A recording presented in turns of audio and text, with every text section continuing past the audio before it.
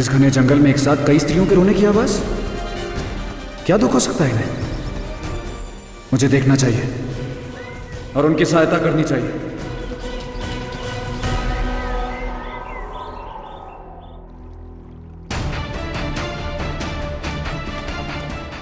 यहां तो कोई भी नहीं है, जबकि रोने की आवाज तो यहीं कहीं से आ रही थी। इतनी जल्दी कोई कहां जा सकता है?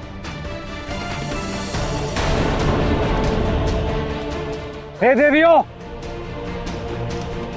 कौन है आप लोग? मैं राजा भोज हूं, कृपया मुझे अपने दुख का कारण बताएं। मनुष्य, चले जाओ यहाँ से। यहाँ रहकर हमारा दुख और मत बढ़ाओ। तुम स्वार्थी मनुष्य क्या भला करोगे हमारा? तुम्हें तो हम बेजुबानों की हत्या करने में जरा भी दया नहीं आती। देवियों, मैं आपके दुख को बढ़ाना नहीं चाहता, बल्कि उसे कम करना चाहता हूं। इसलिए मुझे अपने दुख का कारण बताएं और मुझे सहायता करने का अवसर दें।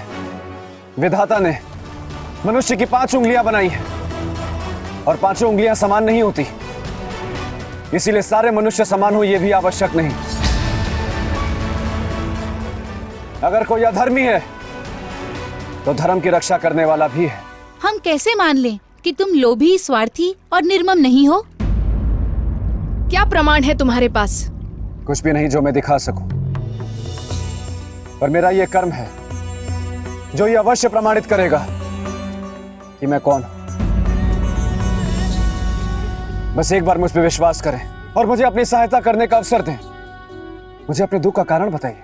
हमारे दुख का कारण है सामंत और तांत्रिक।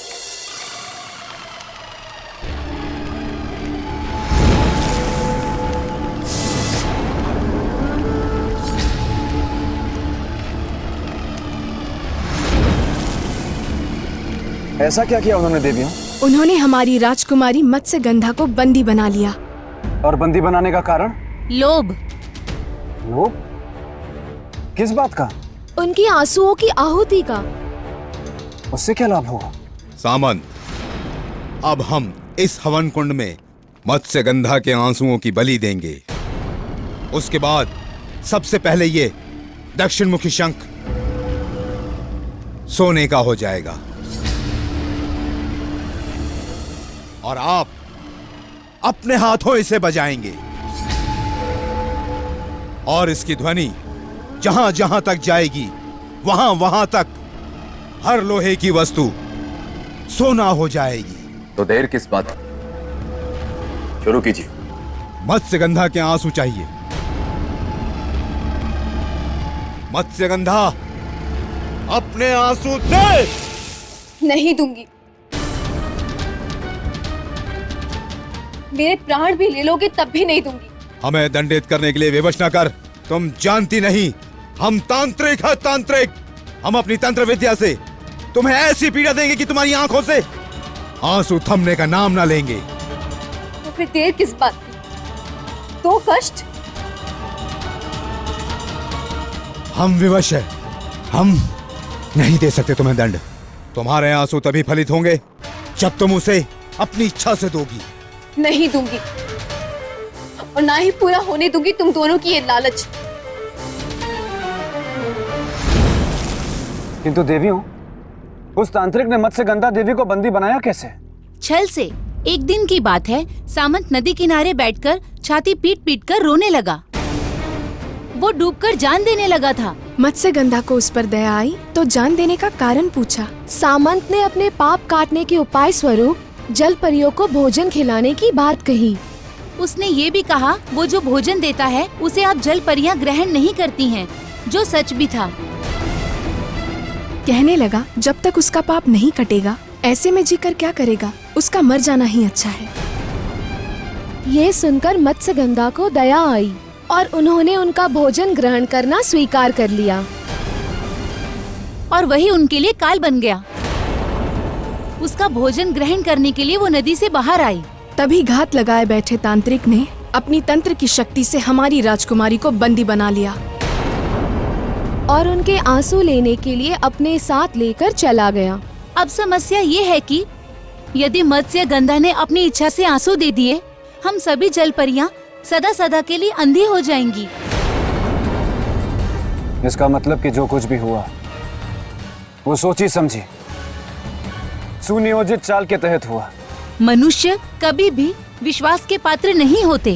काजल की कोठरी में रहने वाले सभी काले हों ऐसा आवश्यक नहीं।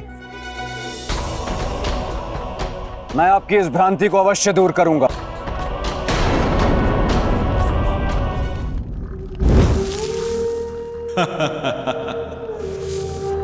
मत्स्यगंधा, मैंने तुझे बहुत भोजन दिया, परंतु अब उस भोजन के एक एक दाने का हिसाब लूंगा मैं, एक एक दाने का। तांत्रिक, आवाहन शुरू कीजिए। ओम स्वाहा। सामंत, सोने की लालच ने तुझे अंधा कर दिया है। मैं तुझे शाप देती हूं कि तेरी ये लालच ऐसे फलेगी कि जिस भी जीवित प्राणी पर तेरी ये नजर पड़ेगी वो सोने में बदल जाएगी। मूर्ख! तुम हमारे यजमान को श्राप नहीं दे सकती। हम तुम्हें इसी हवन कुंड में भस्म कर देंगे।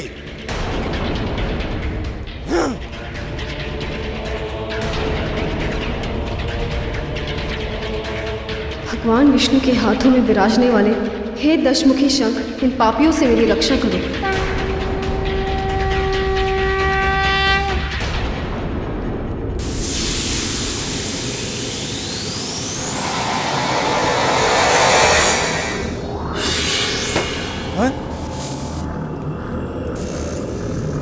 तांत्रिक, यदि मत्स्यगंधा का श्राप सत्य हो गया तो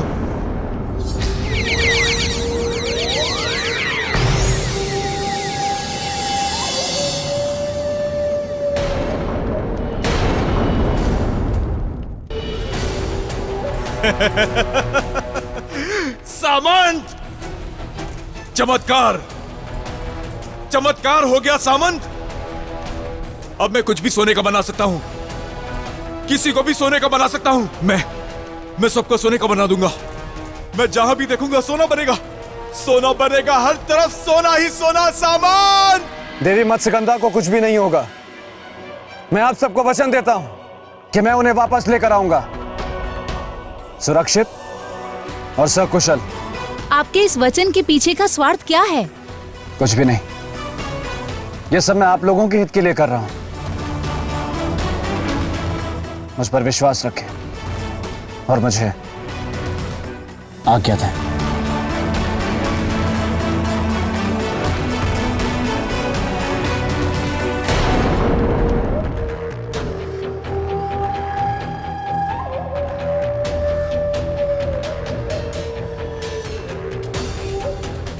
क्या बात है सामंत जी, आप आंखें बंद करके क्यों चल रहे हैं?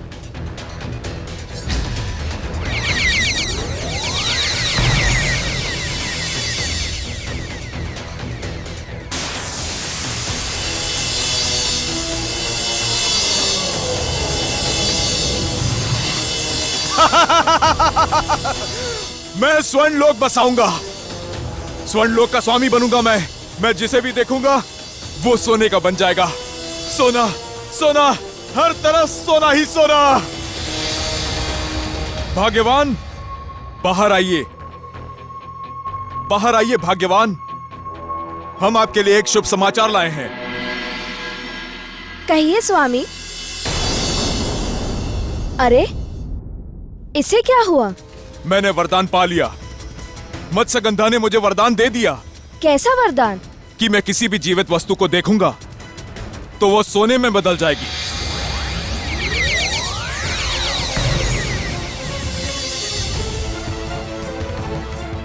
ये वरदान नहीं, शाप है। आप लोभ में इतने अंधे हो गए हैं कि आपको शाप और वरदान में अंतर समझ नहीं आ रहा। बहुत बड़े पापी हैं आप। मूर्ख स्त्री, कोसना बंद कर। अरे तू क्या जाने सोने का मोल। अब मैं लंकापति रावण की तरह अपनी सोने की नगरी बनाऊंगा। इस संसार का कुबेर बनूंगा मैं। कुबेर भी मेरा दास होगा। मुझे गांव जल्दी पहुंचना होगा, अन्यथा भारी अनर्थ हो जाएगा।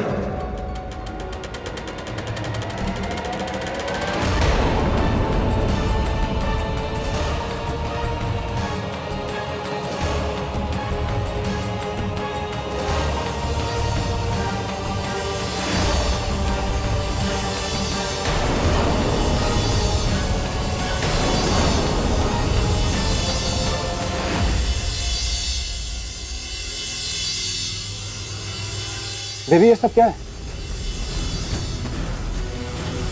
आप सब सोने में परिवर्तित कैसे हो रहे हैं?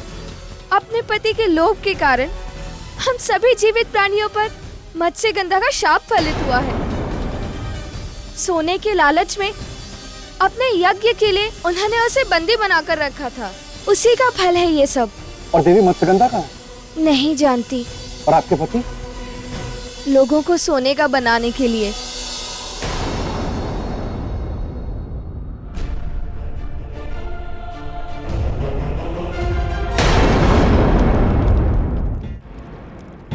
मैं हूँ बेताल, गलने नहीं दूंगा किसी की दाल। जाकर देखता हूँ कि राजा भोज अब क्या तिकड़म भिड़ाएंगे और कैसे खिचड़ी पकाएंगे, क्योंकि ये परीक्षा बहुत ही कठिन परीक्षा है।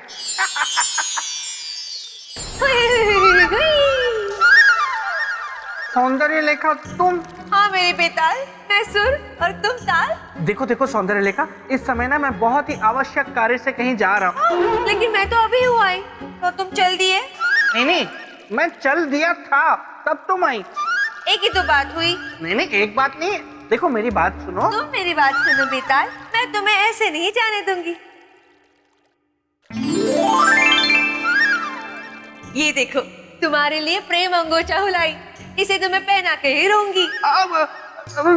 देखो सौंदर्य लेखा, मैं ये प्रेम अंगोछा पहनूंगा, लेकिन जब तक उस पेड़ से सोने का आम नहीं गिरता ना जमीन पर, तब तक मैं ये प्रेम अंगोछा नहीं पहन सकता। सोने का आम कहाँ है? वो वहाँ।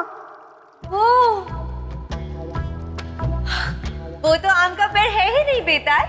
हाँ, आम का पेड़ नहीं है, लेकिन उस पेड़ से सोने का आम जमीन पर गिरता है।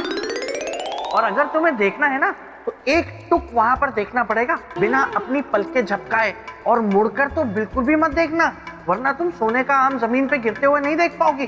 ठीक है? बिल्कुल मौन धारण करके वहीं देखती रहो। ध्यान लगाओ सौंदर्य लेखा, ध्यान लगाओ, आम गिरेगा। कमाल कर दिया सामंत, तुमने कमाल कर दिया। किसी को नहीं छोड़ा, किसी को भी नहीं, सबको सोना बना दिया। सोना!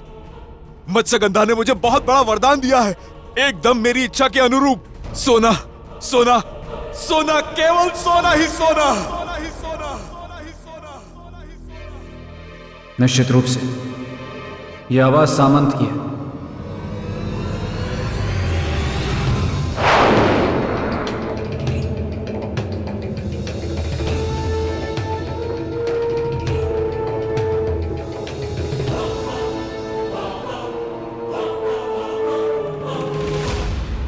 मेरी आंखों में वो शक्ति है कि जिसे देखूं वो सोना बन जाए। संसार वालों, अपनी कुशलता चाहते हो तो मुझसे बच के रहना, अन्यथा अपने जीवन से हाथ धो बैठोगे। सबको सोने का बना दूंगा, सबको। किंतु सामंत, तुम सोने के नहीं हो, तुम एक इंसान हो जो मिट्टी का होता है। तुम में भी जीवन है, और जीवन का अर्थ होता है भूख, प्यास, सर्दी, गर्मी, जो सोने से नहीं मिटती, सोने से नहीं बुझती।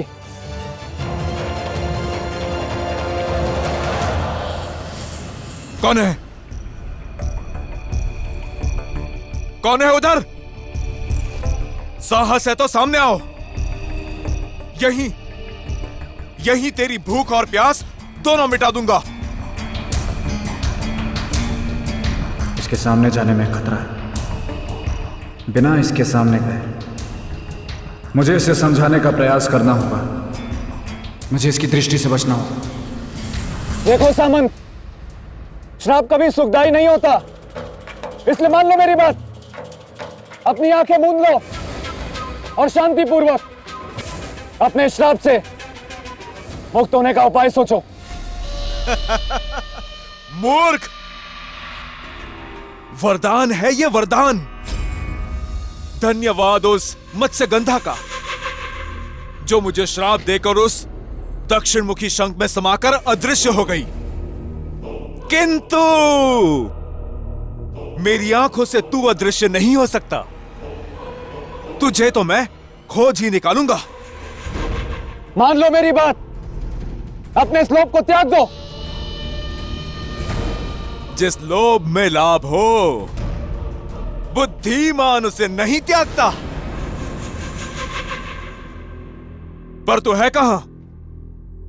सामने आ। छिप कर क्यों उपदेश दे रहा है? सामने आ तो पता चले कि कौन क्या त्यागता है। तू जीवन या मैं लोभ? कहीं ये दुष्ट सामंत आसमान की तरफ ना देख ले, वरना मैं भी सोने का बन जाऊंगा और ऐसे ही हमेशा के लिए हवा में लटका रह जाऊंगा।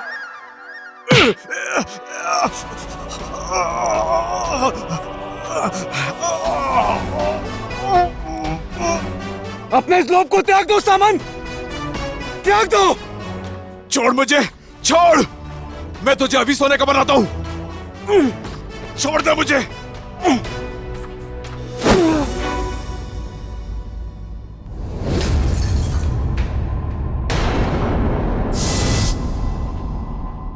कायर, कहां छिपा है? सामने आ, सामने आ। कहां छिप गया?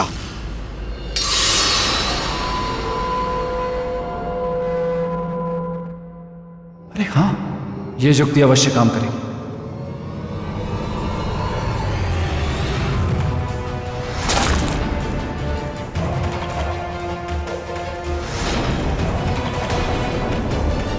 अब तू भी बनेगा सोने का।